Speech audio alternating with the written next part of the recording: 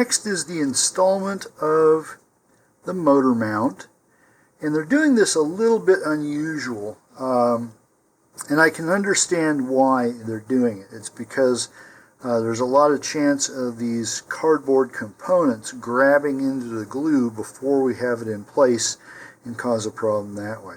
So what they're showing here is to dry fit the motor mount, make sure all the fins move into place, and then add glue to the aft edge of the mount there, and then using a dowel or a stick, applying glue to the forward edge once it's inside the rocket. Okay. Not my favorite way of doing this, but I don't see a good alternative given the components.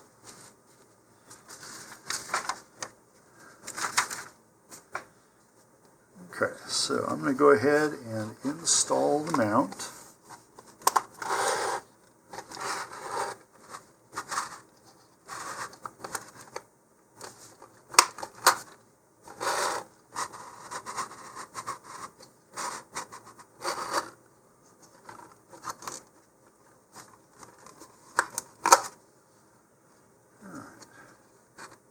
So first I'm going to line up the fin slots there, and then I'm just going to stand this on its end to make sure that the motor mount is flush.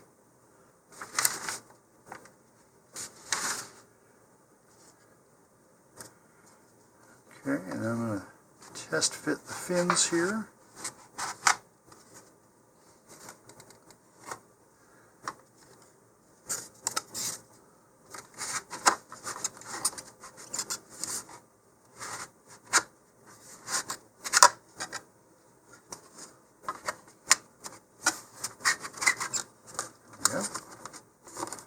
Okay, and they're trying to pop out on their own. That's okay.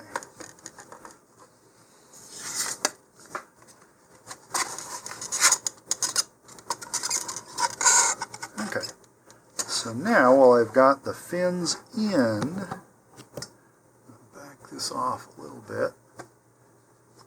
Okay, I'm going to go ahead and leave the fins attached for the moment, and now I'm going to spread glue around the aft end of my motor mount. Alright, so here I'm going to use an applicator to apply wood glue all around here.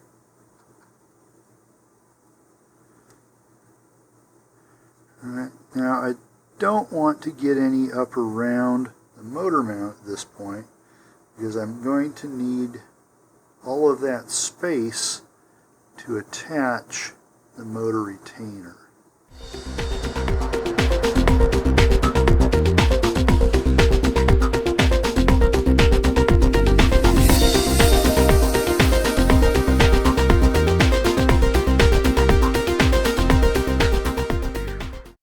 Okay, now I'm going to let this dry for just a few minutes so it sets up, and then I'll remove the fins and go back and apply glue to the forward end of the motor mount. I'll probably do that off camera. I'll try and show it here, but most likely it's just going to be dark. Here I've removed the fins, and I'm just going to give a little bit of a fillet here. Kind of smooth out the glue.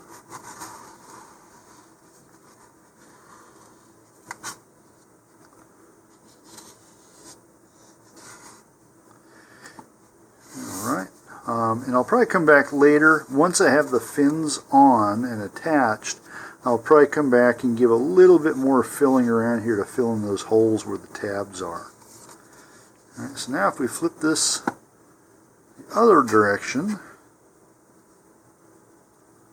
okay, yeah, it's just really hard to get some light down there, but using an applicator or a dowel, we need to get glue down there onto the forward centering ring. It doesn't have to be pretty, but it does have to be strong. Alright, this is a piece of scrap balsa left over from one of the fins. And so here I'll just dip it into the glue. Alright, and then I can just put this down inside. I'm already making a mess with it. Alright, but just use that to push the glue around. And in doing that, it slopped a whole bunch around the inside of the body too. Scrape most of that out. Or at least smooth it around there. And this is why I said this isn't going to be pretty. It's just really difficult to have fine control that far down.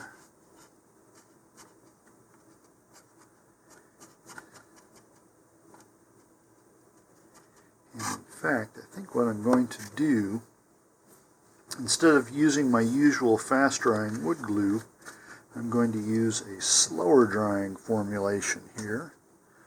White glue, or in this case I'm using the Titebond 3, both of those have longer working times. And so it allows them to flow down into the cracks easier.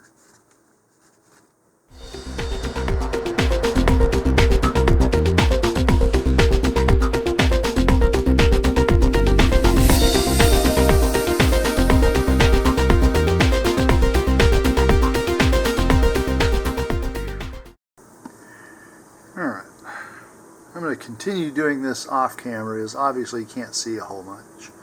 Okay, here you can see the end result. I ended up kind of drizzling the glue down and then spreading it once it hit the bottom there. As I said, it's not pretty, but it will be strong enough once it dries.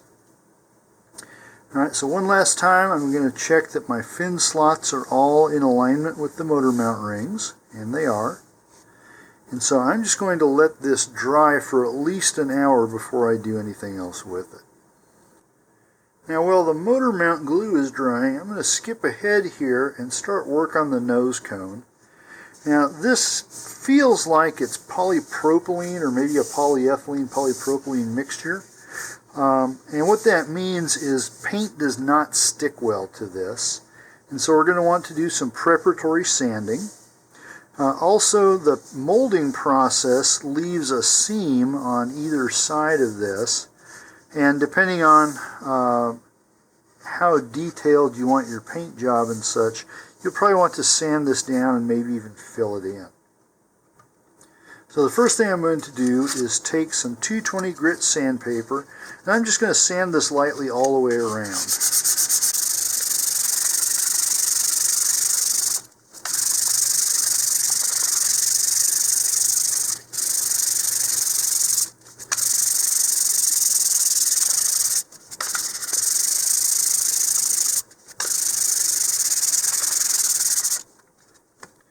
Alright, so now you can see that the shine has been taken off of this.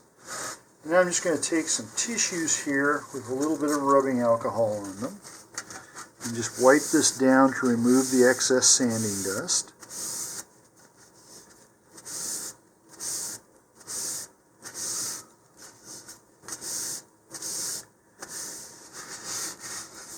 Alright, and I recommend this as the minimum level of preparation. When you do go to paint this, you will probably want to use either an adhesion promoter or a multi-surface primer that will help the paint stick to the plastic. Alright, now what I'm going to do is I can still see there's a very noticeable seam that goes along the length on both sides here. And so that we can fill in using some plastic model putty. This can be found in most hobby stores. Several brands make it. This one's Testers. And so all I'm going to do is just make a line of this along that seam.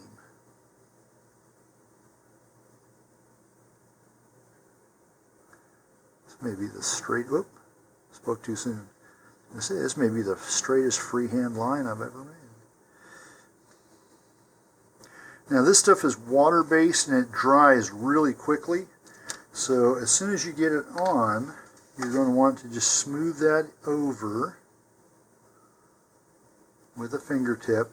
Don't try and work it in or anything like that. It just dries way too quickly. And as you can see, it starts to tack up like that. Okay, so just let it dry. And I'm going to do the other side here. This takes about an hour to dry to the point where you can sand it.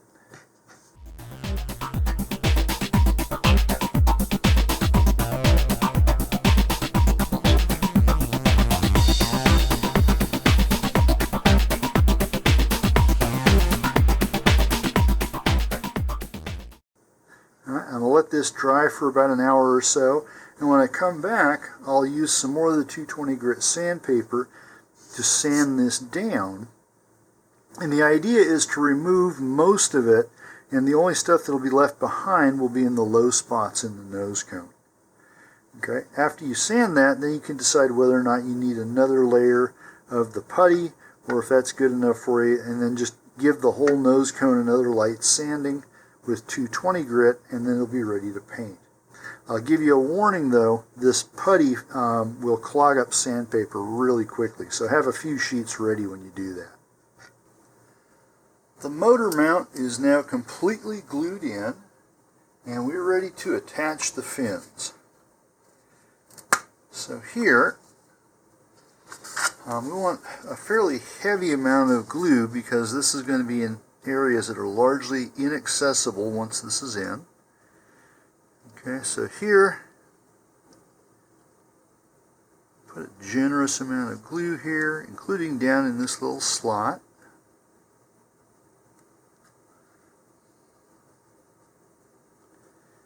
And also along the aft edge of the fin tab there. The forward edge doesn't have anything to attach to, so don't worry about it. Okay, and then we'll get the root edges as well. Now we're just going to insert this in.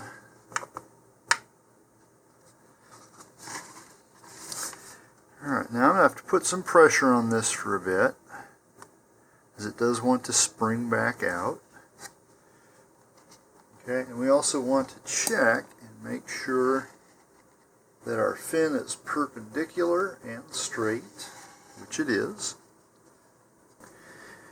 Here I've added some masking tape to maintain the pressure on the joint there, and then I went ahead and smoothed out the excess glue into a fillet. We may want to put an additional fillet on later on when this is dry. While the fins are drying, I'm going to come back to the nose cone here, and we had applied some model putty on this to fill in the seams. I'm also going to take this time to remove this little bit of excess plastic flash from the eyelet. And often the easiest way to do this is just to score it a couple of times, and then you can push it through. Be careful that you don't cut through the eyelet itself. There we go. So just like that. Okay, and now for the putty, I'm going to start with 150 grit sandpaper and then move to 220.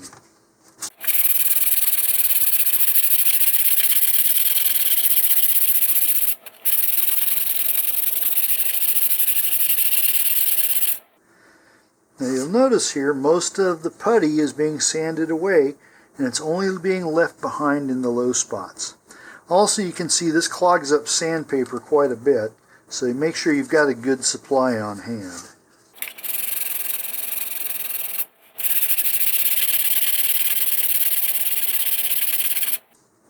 Now if you decided that you've sanded out too much, then you can always go back and try again. Looks like I actually plucked some out of here, but it looks smooth enough that I'm not going to worry about it. And then do the other side here.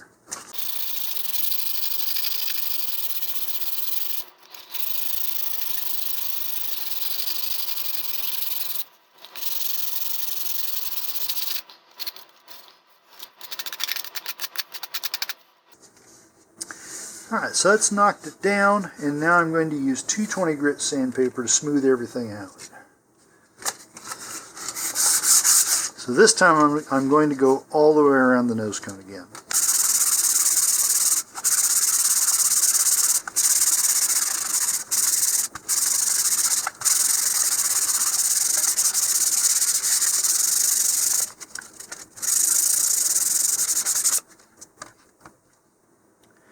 Alright, once you've got the sanding done, then take some tissue or paper towels and a small amount of rubbing alcohol to remove the sanding dust. Now be careful, the alcohol will also soften the putty, so don't spend a lot of time on it.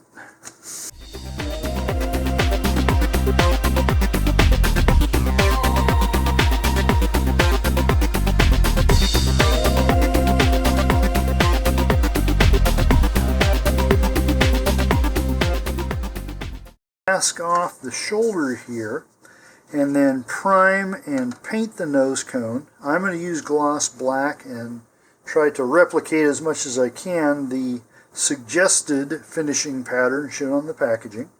You don't have to. In fact, I've already seen a lot of variants on this, some of which are quite ingenious. But I'll go ahead and do the priming and painting off camera and come back when we've got the fins dry. The glue on my fins has dried, and now I'm putting on the fillets. Now some of these I've been doing as I rotate through the fins. So as I put one fin on, I would fillet the previous one. So this is the last one. So I'm just going to slide some glue along here.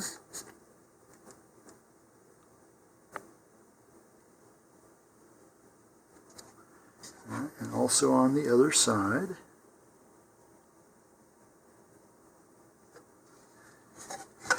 Alright, and so this is just like any other model rocket fillet. You smooth it in with your finger here. And do the same on the other side.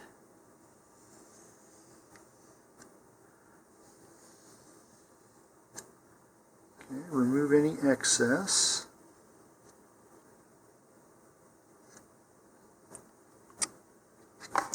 Now on the other fins, you may see some bubbling or things like that, like this one needs some more attention. So if that's the case, just go through. You'll need to do each fin at least once, and I'm finding probably twice in order to get out the bubbles and things like that. The fillets are applied to the fins, and so now I'm going to attach the launch lugs.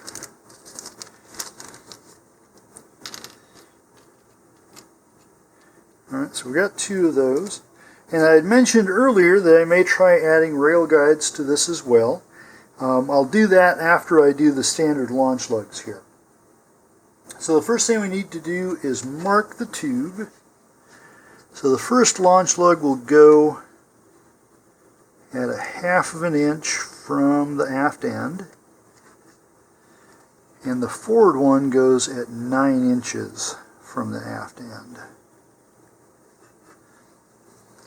Now to make these a little stronger, I'm going to take some sandpaper here and just lightly sand where those launch lugs are going to go. We don't need much. This simply breaks up the glossy glassine layer and gives a better surface for glue to stick.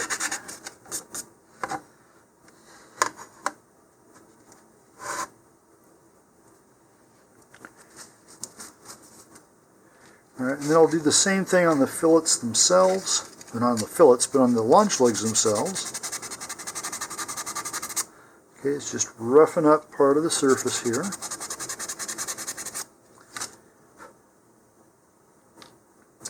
And then we'll glue those on.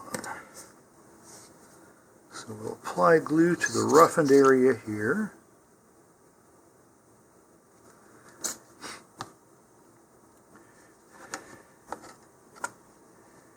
And then I'm just going to stick that on to the roughened area of my launch lug line.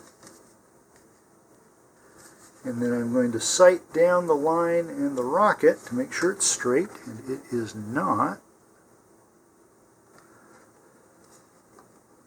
Okay, that looks better.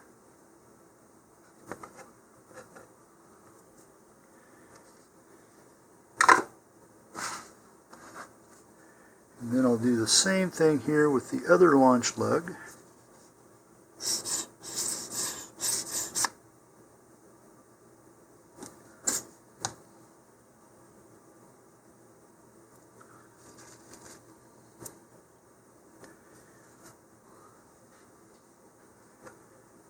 It's going to go up here at that 9-inch mark. Okay, and then sight through one launch lug to the other, making sure both are straight.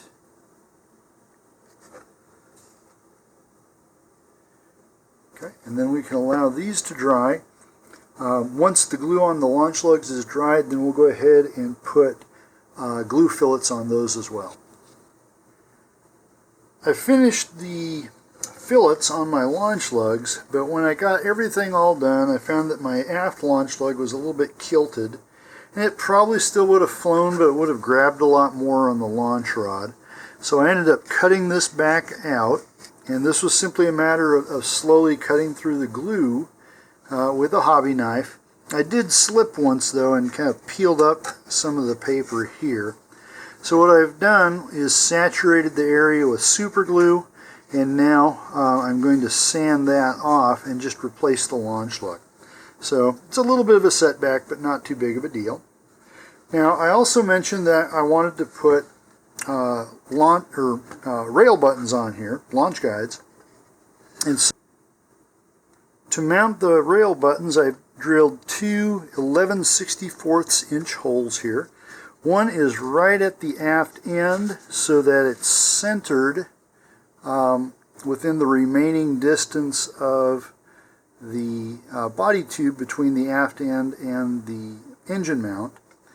And then the other one I put down as far as my fingers could reach, because when we finally get in here, we're going to need to have a finger behind that.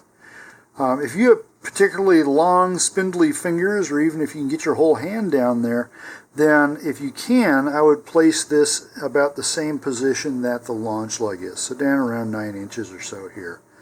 The longer that both rail buttons are in contact with the rail, the more stable the lift off. Once we've got those, then you'll need to get rail buttons. These don't come in the kit, but these are available from lots of rocketry retailers and manufacturers. And you'll also need some machine screws and some T-nuts here.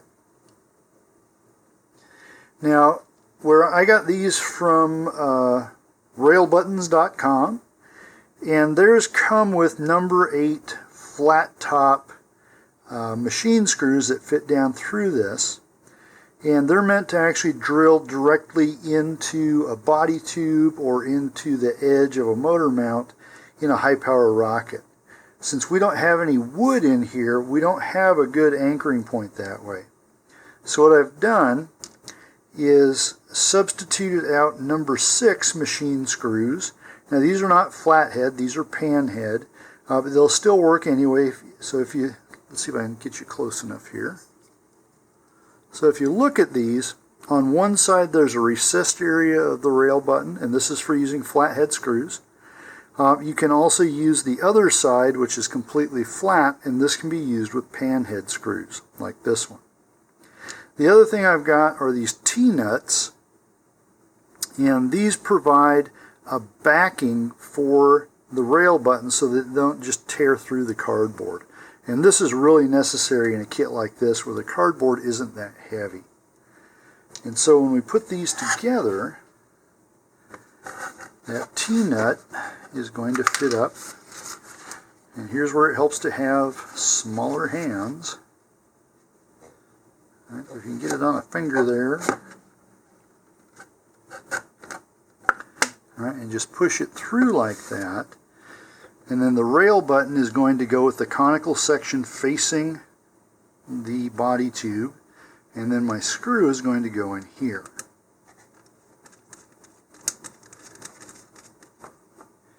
Right, and then I'm just going to tighten that just a little bit so it's snug. Now some people like to leave these completely loose so the rail button spins. I really don't see that it gains a whole lot of benefit that way, and it does make it more prone to failure. All right, on the other end here, I can just poke this through. All right, and here we got to be careful of the clearance. We don't want this to sit out at an angle like that, so make sure you adjust it accordingly. You might have a little bit of the T-nut sticking out here. It's not going to hurt anything, and if it really bothers your sense of aesthetics, you can simply grind that off with a Dremel or something like that.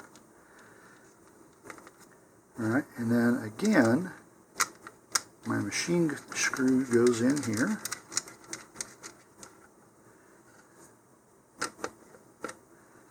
Okay.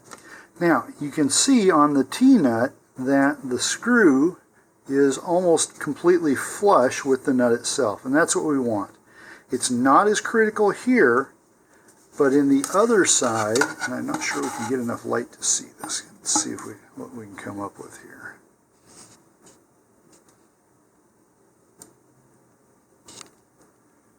Nope. Oh, wait, I had it. Alright, so right there you can see the T-nut down in the tube, and you don't want any of the screws sticking out into the tube because that could interfere with the recovery system. We also need to make sure that this is low enough that it does not interfere with the nose cone, which is fine the way I've got it here. Now I'm going to take these back off, and I won't permanently affix them until I paint the rocket. Once that's done, I will set these in place by putting a little bit of epoxy on the outward facing edge of the T-nut there, so there's glue between the body tube and the T-nut. And then I'll also put a little bit in the threads of the T-nut so that when the screw is locked down, as the epoxy cures, it will lock that screw in place, and we shouldn't have any problems with it coming undone. Okay, so off camera I'm going to go back and fix my other launch lug here, and then we're almost ready for painting.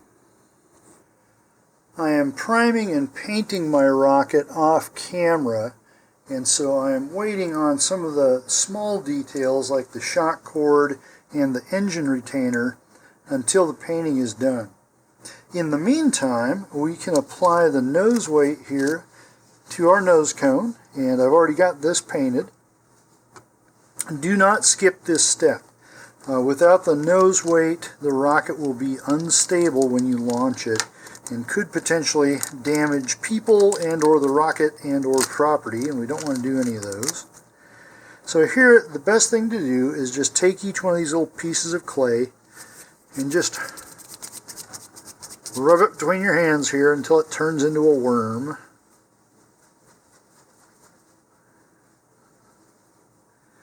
Alright, and then just slide it in and let that fall to the bottom. And we'll do that with each one of these here.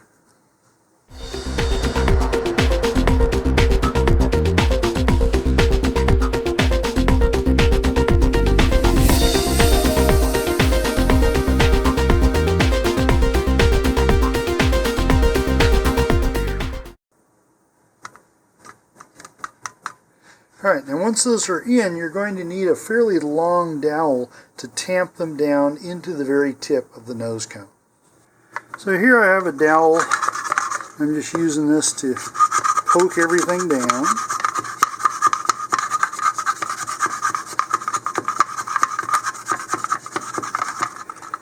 And it's a good idea to check the stability of this once you have everything assembled. And if it's still not stable, you can go ahead and add additional clay nose weight to this. Modeling clay that you can get at toy and hobby stores works just fine. The next thing we can do is assemble the parachute. And unlike most Estes kits that have pre-shrouded parachutes, these you have to install the shroud lines on yourself. And you also need to cut the parachute out. So you should have a parachute here and then the shroud lines. Optionally, you may want a snap swivel like this one here, and I'll talk more about that in just a moment. So first we'll just unfold this.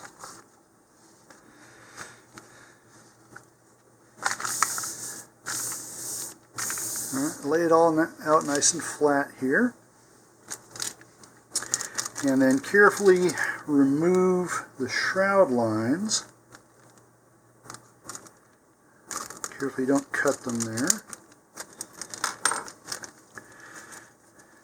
Okay, and so we have the shroud lines, and then we have these tabs here that we'll use to attach the shroud lines to the plastic.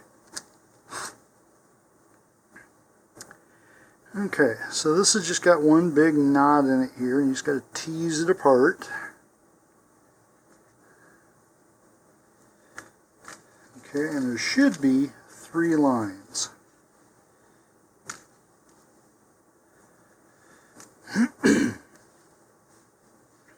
Okay, and these should all be of equal length, so you'll want to run them all together here and make sure that they are indeed.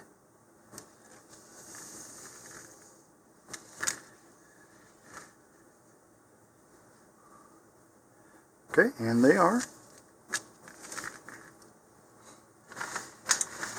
So if we come back to our instructions here,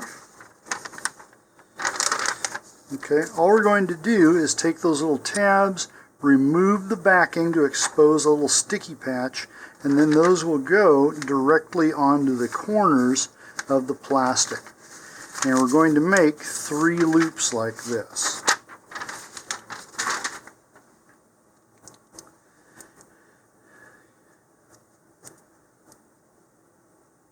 Okay, so just peel off the backing there.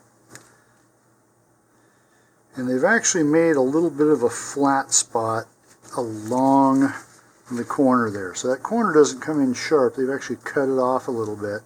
And that's basically where you want the hole to go.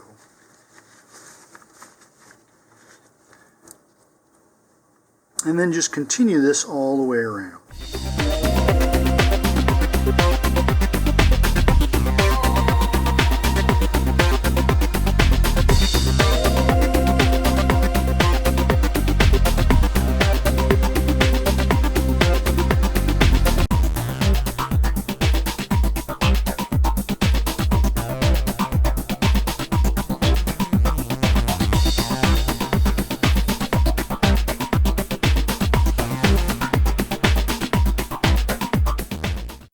Okay, so just like that. Now this is a fairly heavy plastic, and I've seen where a lot of people have replaced this with a nylon parachute. And if that's the case, about an 18-inch parachute would work. But if you're going with the one that comes with it, the next thing we have to do is tie on the shroud lines. And here I'm just going to use a couple of overhand knots, or half hitches. And basically here you want to make it so you've got the same amount of leftover cordage there on the free end on all these, so you keep them reasonably uniform. And then once you've got those where you want them, I would recommend putting just a little dab of glue on that knot so that it doesn't come loose. Alright, and then my other end will go on the adjacent tab.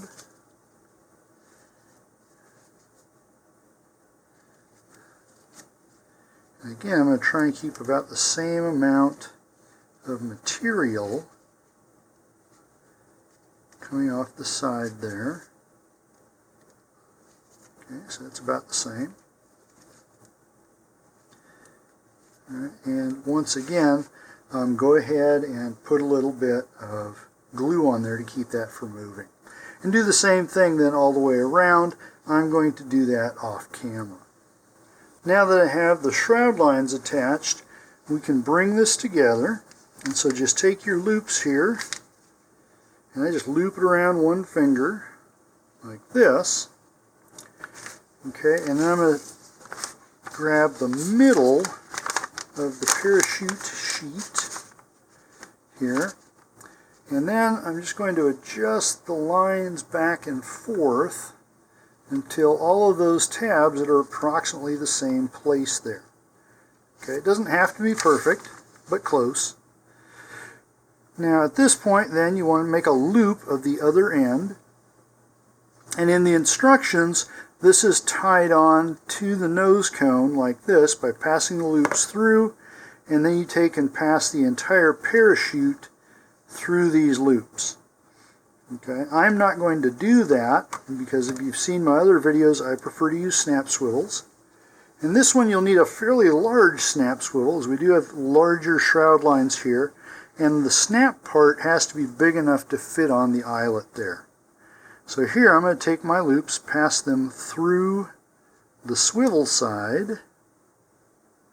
All right, and I'm just going to open that up again, and I'm going to pass the entire swivel through the open loops, pull it down, and then just let those snug up.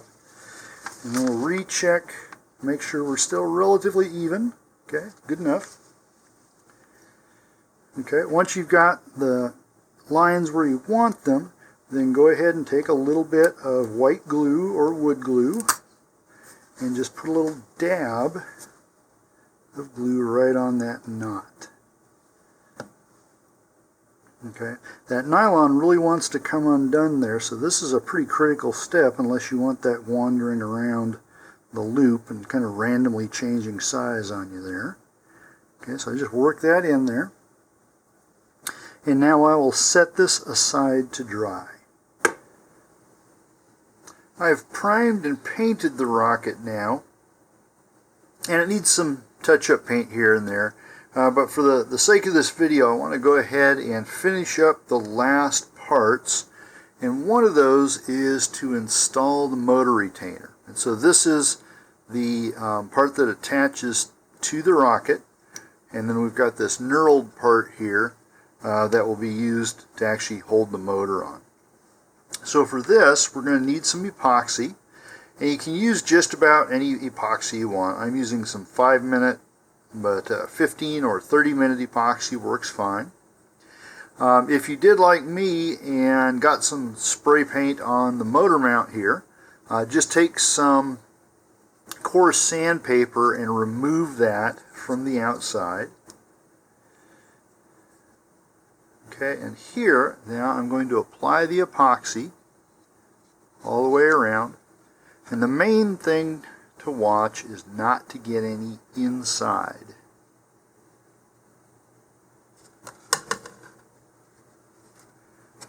Now if you do get some inside, take a paper towel or a tissue moistened with alcohol, and you can wipe that out before it hardens.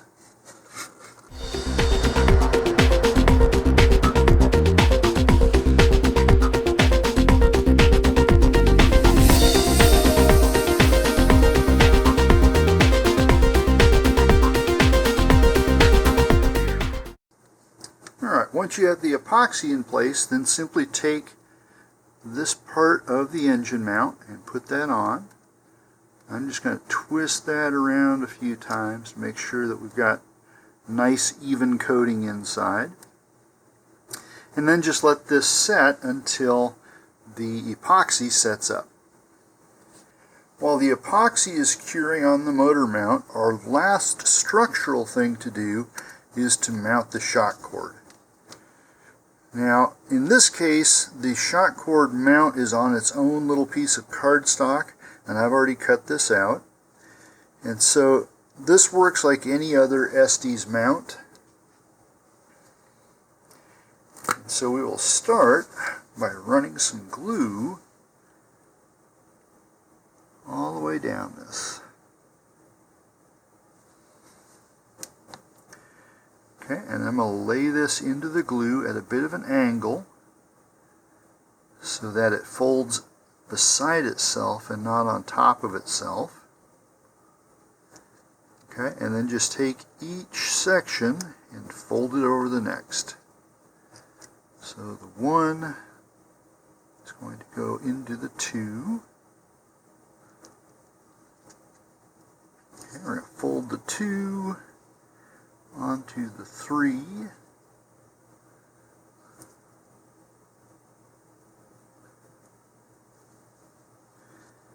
Okay, and then we're going to impart a curve to it here, like this.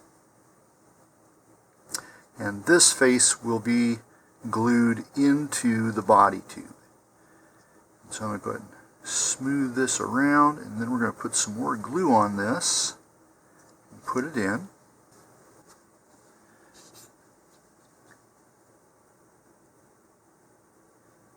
Alright, go ahead and be fairly generous with the glue here, as we want this to have a nice even film all the way around. And then we're going to tuck this down as far as we can reach. So the shoulder of the nose cone is going to come down this far, so the shot cord mount has to go below that.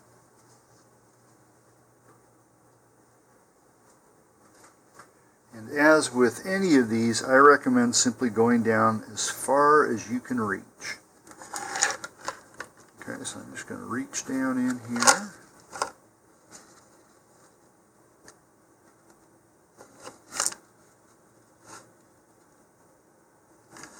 Okay, and now I'm just pressing up against the body tube that's covered by my other hand here, so I can put lots of force on it.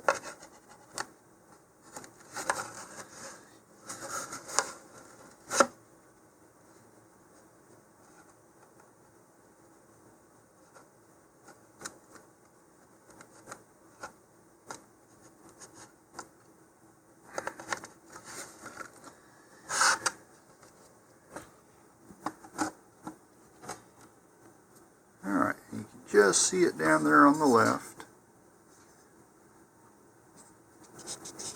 Alright, so I'm just going to let that dry now. Our final structural step is to tie the shot cord onto the nose. And this you'll do just like you would any other model rocket. So simply tie a couple of half hitches here.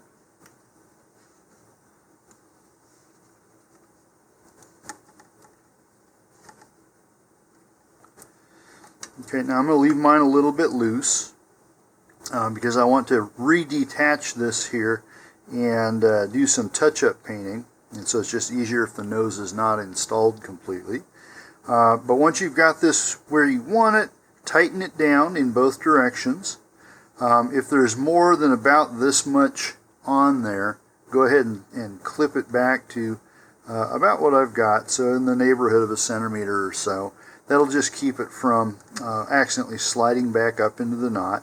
And then you can also take some wood glue or white glue and just put a little bit on the knot here to keep it from unraveling.